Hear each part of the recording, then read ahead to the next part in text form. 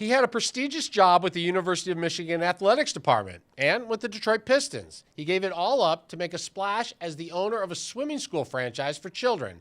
Josh Bitterman is the owner and general manager of Goldfish Swim School in Kansas, and he joins us now. Thanks for having me, Kevin. So you lived here. Did you move to Kansas for this opportunity, right? I did, yes. And because Goldfish Swim School was started here. That's correct. Right? Yeah. And the owner's story is pretty fascinating. For sure, So yeah. just give us the short story of what they did. Sure. So many people know her as Jenny Vanker, now Jenny McQuiston, married to Chris. Started Goldfish back in 2006, but it really goes back to 2000. Jenny was a very prolific and accomplished swimmer. She was an Olympic trials qualifier, swam at Arizona, and started teaching swim lessons to children out of Franklin Racquet Club and the country clubs locally, and just watched her clientele continue to grow. She had a waiting list, and so kind of came to the forefront of her mind that there was this greater need for dedicated swimming schools for children. And so she and Chris went on basically a 2-year research mission nationwide to take a look at what was out there and what they could do better, and developed a proprietary curriculum, kind of the cool, warm, tropical themed environment of Goldfish. And the first store was opened in March of 2006. Was it always going to be a franchise or try and be a national chain, or was it going to originally be, I think it was like in Birmingham, Bloomfield, Bingham Farm, somewhere there? Yes, so the original location was in Birmingham. Funny enough, story about that. They took a chance on real estate development on the Eaton Street kind of industrial district, and everybody at the time said, you guys are nuts, and it worked out very well for them. It's still one of the most successful locations in the system. But there was some early on debate over what do we do? Do we just keep all these corporate owned and open a few locations? And they got some pretty good advice, I think, at the time, which was if you are going to franchise this thing, you need to just keep one store and really focus all of your development on your franchise owners and individual locations. If you're going to keep it just in your own focus in your own stores, just go that route, one or the other. Don't try to go the route of blending the two. So as you were looking at your career, what made you decide that I'm going to do this? I'm going to become an owner of a swim school? And when I was asked by a number of mentors, a lot of successful entrepreneurs, what I wanted to do when I first kind of jaunted out on a few entrepreneurial ventures, like, what do you want to do? And I was like, I don't know. But the biggest thing for me is I love businesses that have a direct impact on people. And I did have a little bit of a jaunt in financial services for a few years, did well with it, grew to dislike some of the challenges in that business that we could talk about. But this business and seeing what it does for kids and just watching the growth and development, sometimes even in that first half hour, and watching the receptivity of families in the community, it's just such a wonderful, wonderful business to feel good about. So what is the magic of this particular place? I mean, I learned how to swim. My dad threw me in the lake, and I got to shore, so I could swim. Not terribly well, but I could swim. Yeah. This is not how this works. It's great. It's funny. There's a great meme that's floating around on social media of John Wayne throwing a kid into the pool. It's like that's how we learned how to swim or into the lake. Right. But this is different. And for 2 and 3 and 4-year-olds, walking into a big pool for the first time without mom and dad, it's a scary experience. And so everything in the facility, everything in the curriculum, everything in terms of our culture and our persona is designed around making sure children know that this is a fun and a safe place to be. They're learning an incredibly important life skill, a life-saving skill in a lot of instances, but that's not to say it can't be fun and engaging. And from the experience in the swim lesson side to celebrating everything that they do with lots of high fives and smiles to quarter candy on the way out, the play area, the tropical themed environment, it's all designed to make sure that they know it's fun and safe. And while you do see kids come in, the first, second, third, sometimes fourth lessons, and they're upset and the tears are there, the magic of what occurs is watching that progress grow into, we'll have kids that come in and they swim and they're terrified and they're crying, and then they go to mom and dad on the way home, I want to go back, I don't want to leave. And that's the really neat part about it. You said curriculum. There's a curriculum for learning how to swim? There is, yes. Right. Don't give away any secrets, but give us an idea how this works. So that's probably one of the biggest differences you see, because you still have a lot of parents coming in and they don't know that indoor swim schools exist. And we've been around since 2006, some of our bigger competitors since the 90s, but a lot of parents are still used to the YMCAs, going to Lifetime Fitnesses, and probably the biggest differences you see there are that a lot of those programs don't really have a systematic, progressive curriculum. They basically have a set of skills that the teachers teach, and they kind of more or less let the teachers go and say, hey, go teach it however you see fit, whereas we have a real structured process that's been developed by Jenny. I mentioned an Olympic qualifier trial with a lot lot of other experienced swimmers to make sure that we continue to refine that process. And you tend to see a lot greater progression and retention of skills having that type of a system in place. So, growing up here, the better swimmers either came from like a country club swim team or they came from the swim club. Sure. Is this a place that develops you as you grow to become a high school or even college swimmer? It is. It's definitely a great place of foundation building. We start as early as 4 months. We go up to 12 years. We start as early as, teaching things like the back float and how to get comfortable with water on your face, all the way up to teaching competitive strokes and refining things like dolphin kick and butterfly stroke. We do have a program called Swim Force, which are for the kids that have graduated all the way through even our Pro 1 and Pro 2 levels, but are looking for prep for competitive swimming, and that's where we actually reconfigure the pool so it's full 25 meters, and they're doing conditioning training, they're doing stroke refinement and development.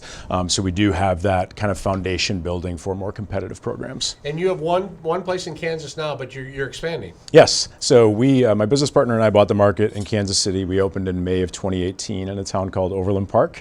It's been wonderful. The community has been great, and by and large, I think we'll end up doing 3 or 4 locations in the area that we're currently in. The company helped you pick the place, or you picked it where you wanted to go? Yeah, the company definitely did in terms of a lot of research, due diligence on the demographics, and just making sure it was the right mix and location. But I was actually turned on to this by a good friend and a former client in my wealth management business, whose daughter lives in that market. And as soon as he heard we were looking to open a swim school for kids, he's like, "You need to go check out this place called Overland, Kansas." And it was funny because I'm looking at him and he's like, "Yeah, I know you think I'm nuts. It's Kansas." He's like, "Just go check it out." And every time we visited, we just fell more and more in love with the community. It's very family oriented, very much like the suburbs here. But it's just been wonderful to us. You look happy. Yeah, it's been great. Good. Congratulations. Yeah, likewise. Thanks for stopping It's good in. to see you, Kevin. Thank you. We'll be right back with more news now.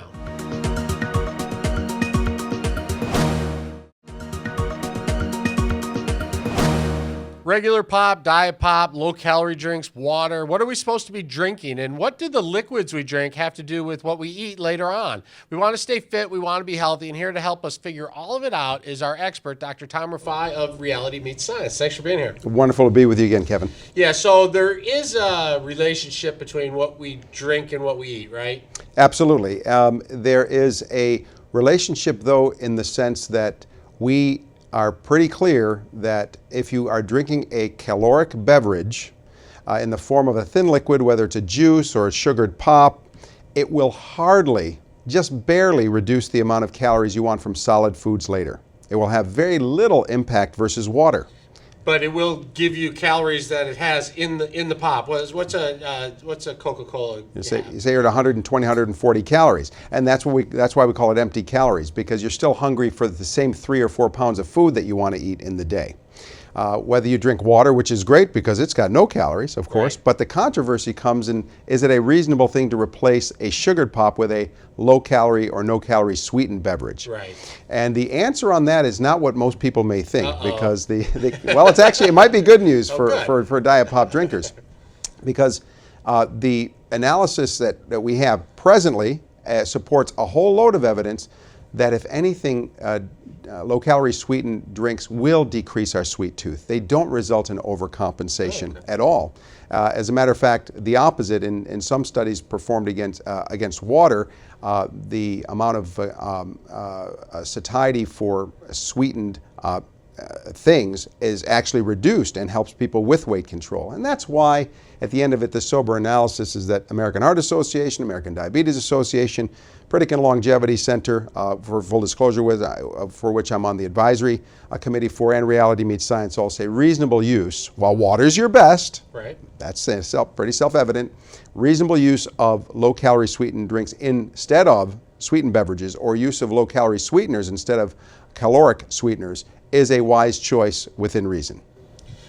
I actually like to use a diet pop as a replacement for like a late night snack, or as a cookie, a little something sweet, as they like to say. Correct. Yeah. And I don't drink a lot of diet pop. I try and drink water, and I don't drink any regular pop. But people say, well, those chemicals are going to get you, or that by drinking that pop, it's just going to make you really crave, an entire chocolate cake later. Yeah. But you have actual science behind this. Yes, the recent studies that I forwarded to you were controlled studies looking at exactly that question. Does it increase your desire for sweets later, or does it decrease it? And we found actually it decreases it. So when people are exposed to no-calorie sweetened beverages, for instance, and then exposed to a free environment of choosing foods, it decreases their desire for calorically sweetened foods and drinks. So the evidence is pretty darn clear. Let's just say that at the very least, we have a situation in which low-calorie sweetened beverages and foods would be equivalent to at least a nicotine patch. Okay. If you're, and in fact, this is a medical discussion, I would say it's actually more like a condom because you still get the pleasure. Sorry, but you know, the analogy is clear there. So within reasonable use, absolutely. And as a matter of fact, a massive randomized meta-analysis of 200 randomized controlled trials, meaning control studies where people got beverages sweetened with either sugar or no sugar, calorie sweeteners, and blinded.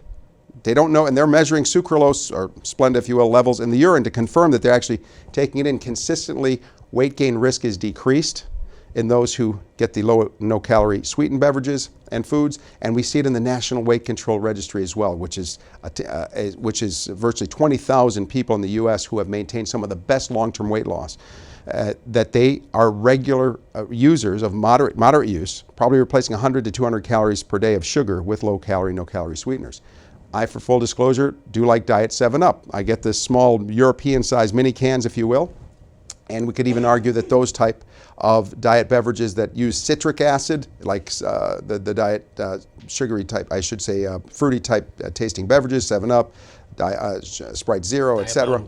Diet Mountain Dew, like yeah, and yeah, even Diet Vernors, versus the phosphoric acid type like colas. Actually, the citric acid-based ones might even lower kidney stone risk a bit. In fact, we use that citric acid or citrate as a kidney stone dissolver in the form of a medication. So in the end of the day, reasonable use, it is in favor of low and no calorie sweeteners of almost any FDA approved type that you choose. Okay, I got questions, and I don't know if they're in the study or not, but since you're our expert, you can handle them even if they're not. If you drink water all day, do you tend to want sweets? Like, does your brain say, I didn't get a fix, with my diet root beer or my diet 7-Up? Well, it won't aggravate the desire for sweets, but it won't help it either. You're still going to have a sweet level desire. We all have a certain sweet tooth. There's no doubt about that. There is some evidence that drinking water just prior to eating, because these thin liquids go through the stomach too quickly for any long-term effect. That's why you can drink 7 oranges worth of orange juice and still eat your waffles. But if you try to even get to 3 whole oranges, you'd think you're in an orange eating contest. Okay, I mean, that's a clear difference between whole fruit and fruit juice as an example there. But if you drink water 8 to 12 ounces just prior to eating, it can lower your total food intake for that meal if it's done within a few moments, maybe even particularly if it's carbonated water. So it won't decrease or aggravate your sweet desire, though, but unlike sweetened beverages with low-calorie sweeteners, it won't decrease it. They actually will decrease it. Okay. So that's the raw evidence. And can you drink too much diet pop? Yeah, I think really particularly in terms of the colas, there is risk that added phosphates can be a potential small cardiovascular risk increase, particularly for people who have decreased kidney function. And there's a lot of people with diabetes and hypertension and so forth out there. So in the end of the day, it's all about practical use. We should be drinking mostly water anyway, and anyone that's drinking that much diet pop, I have other questions about. Yeah. All right, thank you. That was good for us diet pop drinkers. A little good news. We'll be right back with more news now.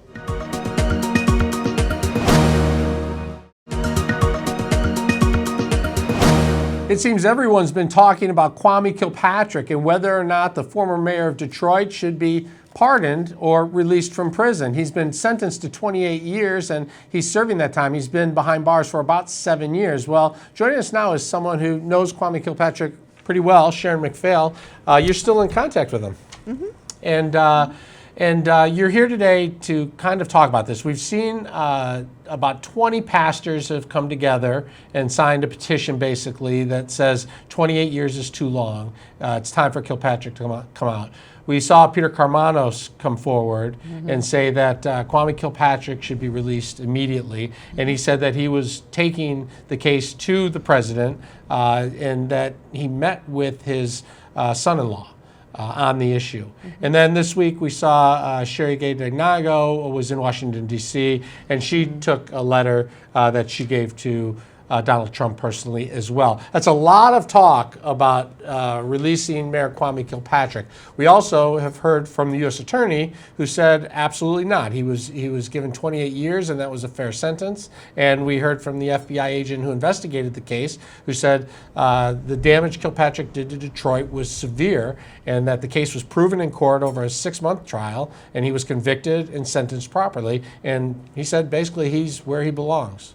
Well, as a lawyer, I can tell you that people make all kinds of assumptions out of convictions and or acquittals, and those assumptions aren't necessarily accurate, and that one isn't.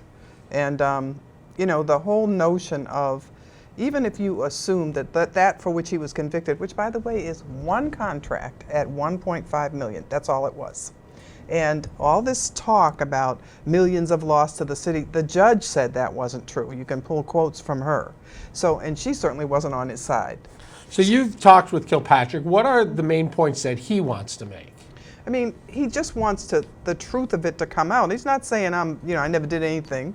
Of course, we won't bother talking about the people who do it right now every day. But he's not saying that he didn't, try to help his friends when he was in office or anything like that. I mean, that's what they do. They're doing it today. But he is saying that, for example, there were no charges or convictions in his case, and this will surprise you, for embezzlement, misuse of public funds, or stealing any money. There was one contract, even though they talked all these numbers about, well, this much loss to the city, that much loss to the city. It was one contract, and it was $1.5 million, and it was for a company that had been having that contract through dozens of years, mayor after mayor, the father before the guy who, Ferguson, who owned the company, for years. They had this. There are very few companies that do this kind of work, the water system work. And they were one. It wasn't new. So they started investigating Kwame the day after he was elected. And now, come on, seriously?